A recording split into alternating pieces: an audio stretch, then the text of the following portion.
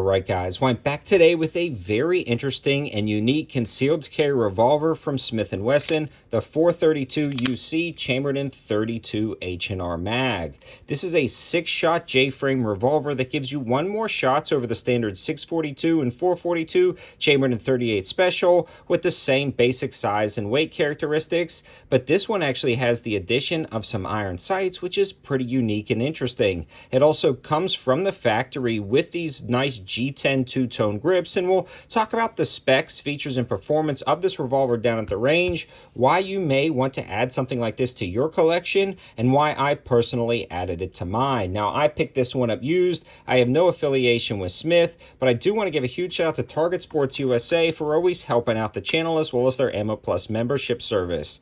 Now, I exclusively get all of my 32 Smith & Wesson Long from Target Sports USA, and they've got a massive selection. Again, huge supporters of the channel. Thank you, Target Sports USA, for always helping out. Now back into the video. One of the first things you'll notice about this over other J-frame revolvers is the sights. And for me, that was actually pretty critical. I love the sights on this revolver, and as soon as I saw them, I knew I had to at least try them out, and they work very nicely. They've got a blacked out U-notch rear with anti-glare serrations and a high-vis front night sight, making this perfect for truly a defensive concealed carry revolver. I also love the size of J-frame revolvers, and this easily fits in a coat pocket, like Carhartt pockets, baggier pockets, or like a vest pocket for like winter carry. I jokingly call this like a flea market carry gun, something that's easy to get to, throw in the pocket of your Carhartt, the center pocket of your jacket, and it just works out really well. Having one extra shot over 38 special for me is actually pretty darn cool, and I love having 6 shots over 5. But again, you're getting the reduced power of the 32 Smith & Wesson Magnum over the 38 Special, so it's give and take. With that being said, somebody who's recoil sensitive and really does not like the feel of the stout 38 Special revolver, you can download this from the 32 H&R Mag to the 32 Smith & Wesson Long like I did, and it is very minimal recoil impulse, and it just functions great. The factory grips on this guy are very interesting, super smooth, great texture to them, very easy to hold on to. And because they're smooth, they actually slide in and out of your pocket very nice, making this, again, a nice little kind of pocket carry revolver. The standard controls and operation of the cylinder are the same as every other J-frame model on the market, but again, you get 6 rounds in that cylinder, and it's an internal hammer, so you don't have a way to cock this for single action. It's double action only. Let's make sure it's clear for the 100th time and take a look at the trigger.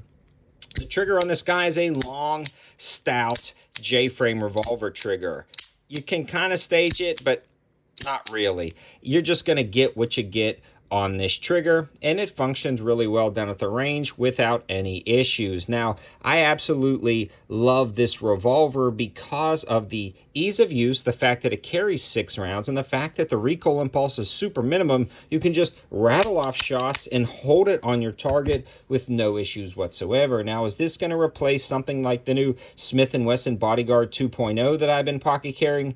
No, but sometimes it's nice just to have a classic revolver in your carry rotation, and it's very easy to grab and go.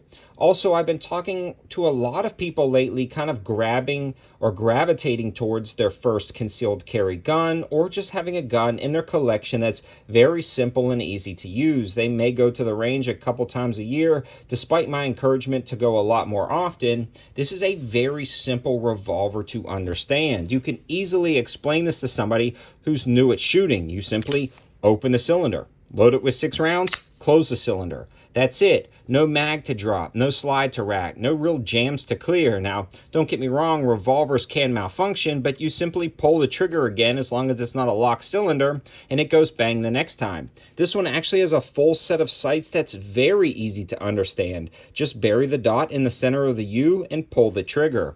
The grips are comfortable, the recoil's minimum, and it gives you one extra shot over the 38 Special, making this, in my opinion, a great first revolver for somebody who wants a jack-of-all-trades revolver, whether it be car defense, home defense, pocket carry, whatever it may be. This is going to be a good option for a lot of people. Some of the cons, though, is the fact that it's only a 6-shot and it is still a revolver, and it's going to be hard to compete with other semi-auto concealed handguns, but that's just the nature of revolvers in general. The cons to this specific revolver would be the fact that it's not very cheap. The MSRP is up there, and that's what Smith & Wesson does with their higher quality revolvers, but I think it's worth every penny in my humble opinion. Let me know your thoughts in the comment section below. What do you think of revolvers as practical handguns in today's market in general? And what do you think of the 32 Smith & Wesson long round, or the 32 H&R mag? Is it dead, or is it going to try to make a comeback? I hope it makes a comeback. I love the round, especially in some of these 6-shot Smiths. Again, I want to hear from you guys in the comment section below. Thanks for watching. Thanks to Target Source USA for always helping out the channel. Have a good one.